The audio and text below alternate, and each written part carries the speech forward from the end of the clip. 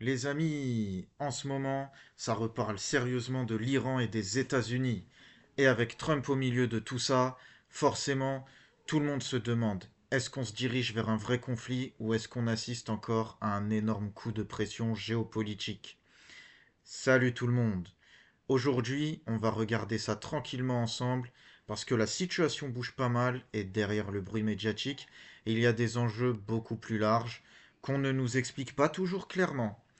Comme d'habitude, format podcast, tu peux m'écouter en faisant ta cuisine, ton sport, ton ménage. Pendant ce temps, moi, je vais te décortiquer les choses calmement pour comprendre ce qui se joue vraiment. Et surtout, je vais me mouiller. Parce que oui, sur cette chaîne, on se mouille.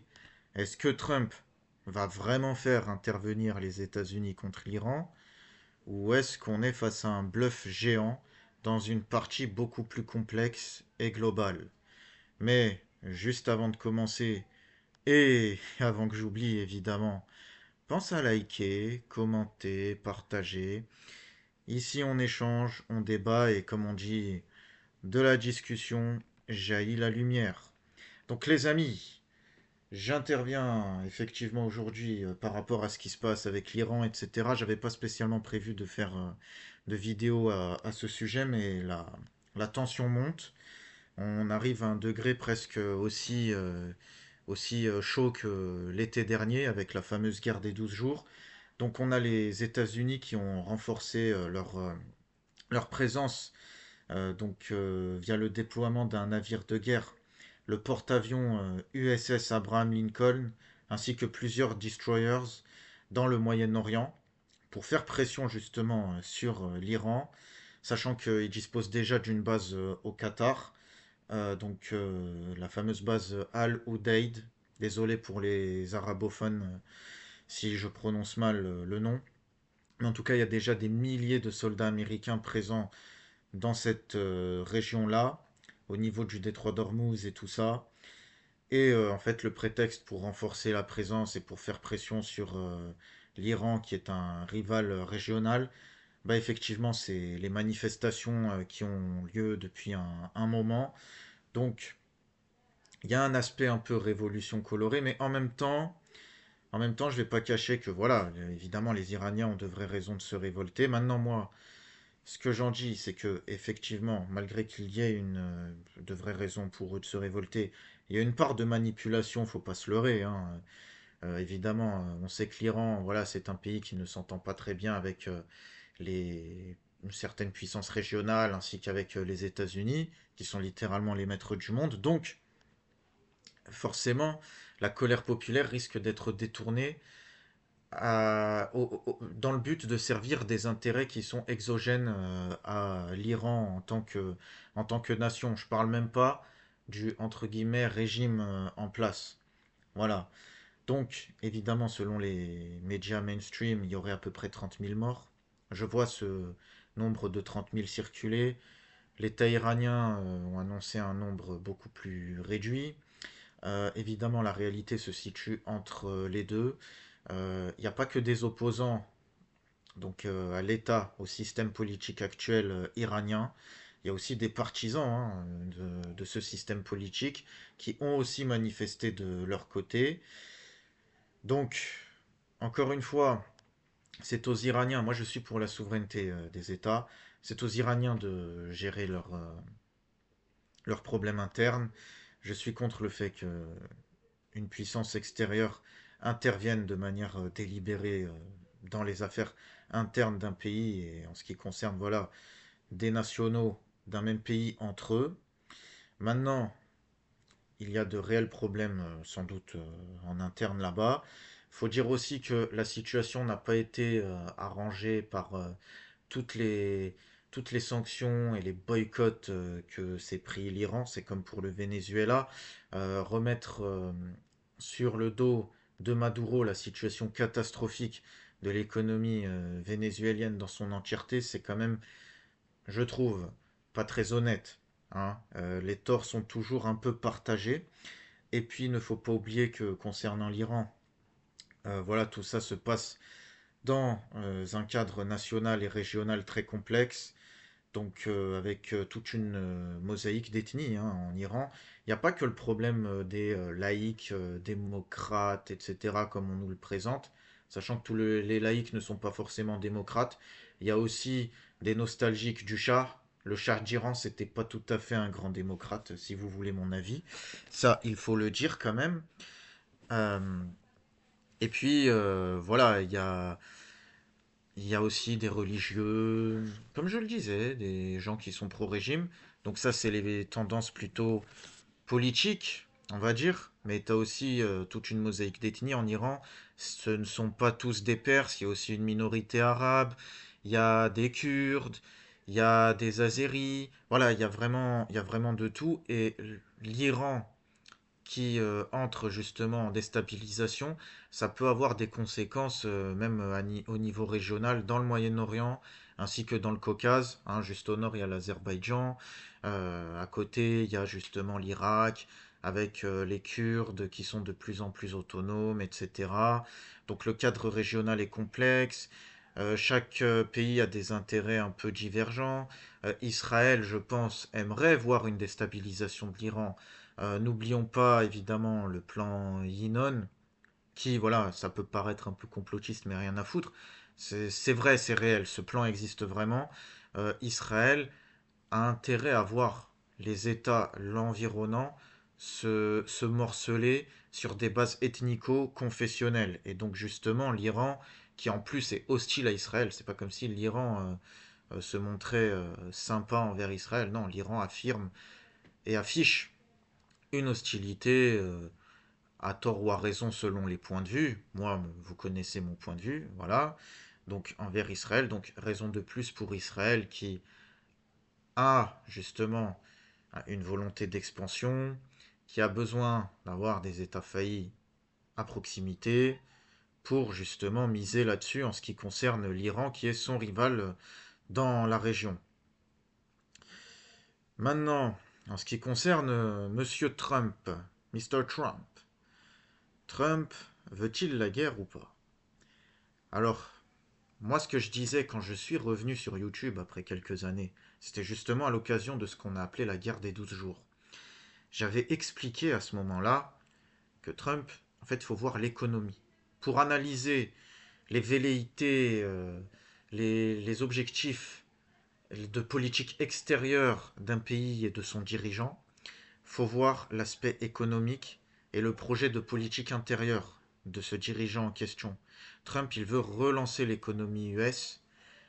C'est America First. Trump, il n'aime pas la guerre. D'accord?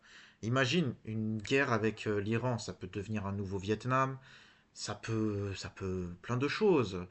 Ça peut faire monter les prix du pétrole, créer encore plus d'inflation, alors que Trump en interne, il se prend la tête avec Jérôme Powell, qui est justement le président de la Banque centrale américaine, pour baisser les taux d'intérêt directeurs américains.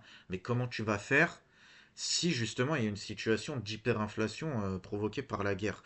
Donc non, moi ça m'étonnerait hein, que Trump laisse faire une guerre. Par contre, il est obligé hein, de faire semblant, voilà, de se montrer un peu hostile, de jouer aux flics méchants. On est en pleine géopolitique spectacle, les amis. Comme je le disais dans mon dernier podcast, Trump, la première fois que je l'ai vu dans le catch. Il clashait une femme obèse du nom de Rosie O'Donnell, ok? Et je l'ai vu tondre les cheveux de Vince McMahon, le président de la WWE, là. Et 10 ans après, ce mec est devenu président de la première puissance mondiale. Donc, à un moment donné, voilà, c'est du show à l'américaine, c'est de la géopolitique spectacle. Il fait semblant parce qu'il a une base électorale évangéliste, pro-sioniste, etc.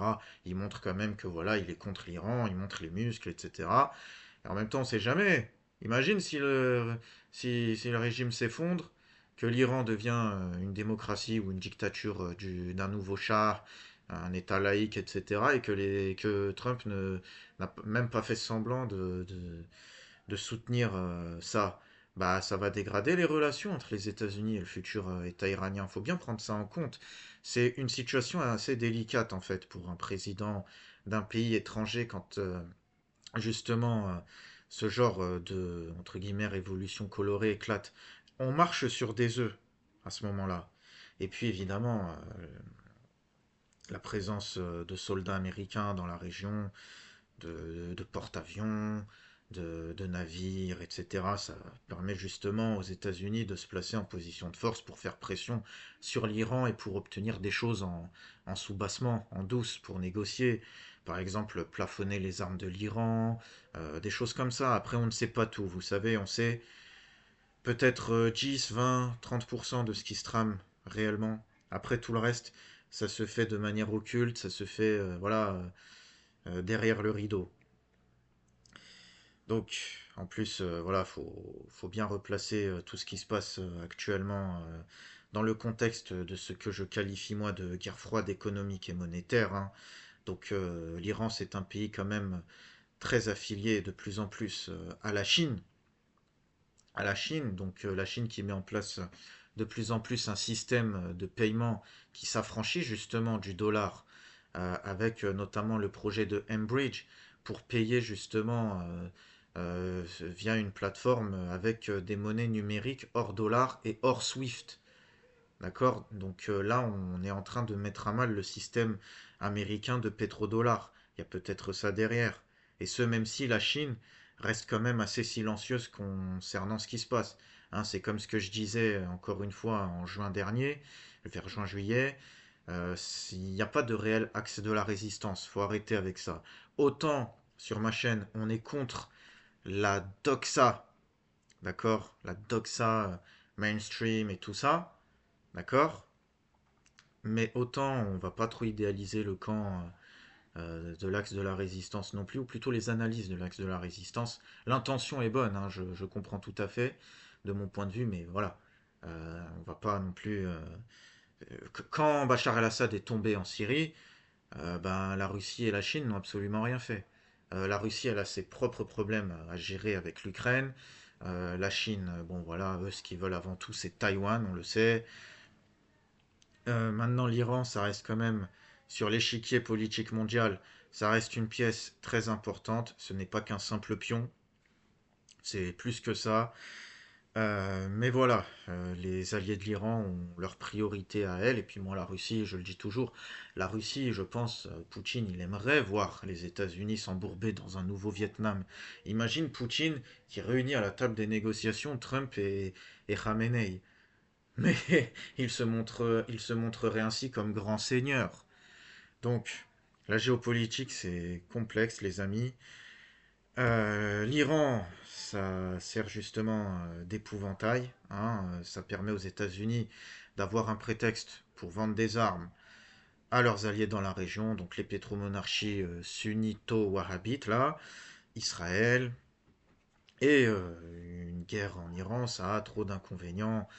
Il y a le détroit d'Ormuz dans la région. L'Iran peut faire un blocus, ou même la simple menace, la simple perspective d'un blocus, sans le fait en lui-même, ça fait chuter les marchés. On l'a vu en juin, juillet dernier. D'ailleurs, concernant les marchés, j'ai ma chaîne justement de crypto-monnaie et d'analyse des marchés traditionnels. Donc, Samus Max Invest, tu as le lien dans la description.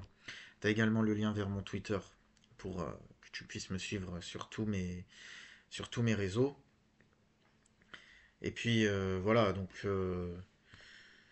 comme je le disais dans ma vidéo précédente, dont tu as également, je vais te mettre le lien justement bah, en fiche, voilà, tu l'as en haut à droite de ton écran normalement.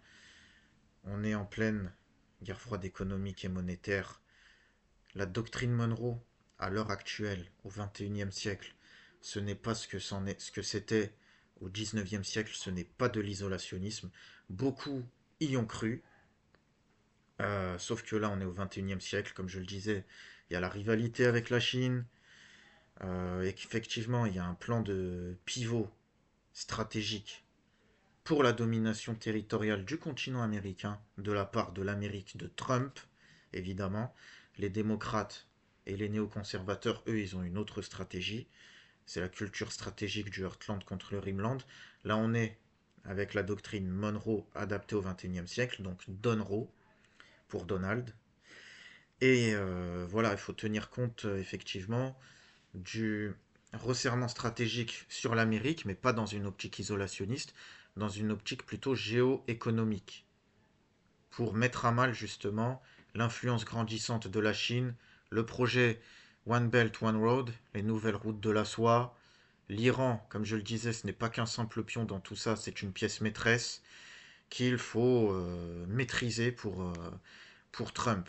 En plus, effectivement, de ce qui se passe au Moyen-Orient, assurer, aux yeux de Trump, hein, moi j'en ai rien à foutre, mais aux yeux de Trump, assurer la sécurité d'Israël pour pouvoir justement, à mon avis, hein, ce n'est que mon avis, désengager progressivement l'armée américaine de la région du Moyen-Orient, donc établir une paix durable, une paix, voilà, une paix made in Trump, en fait.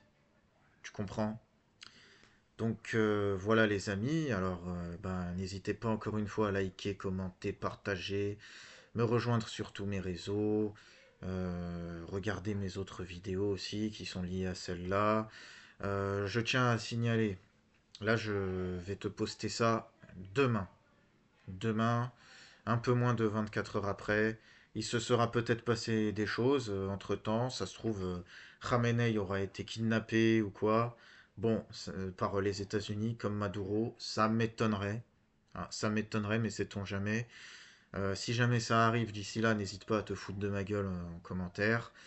Et ben voilà, en tout cas, tu as les enjeux grâce à ce podcast, et ce peu importe l'heure et la date à laquelle je m'enregistre, tu as les enjeux réels de ce qui se trame là-bas. Et c'est l'essentiel. Allez, à très vite.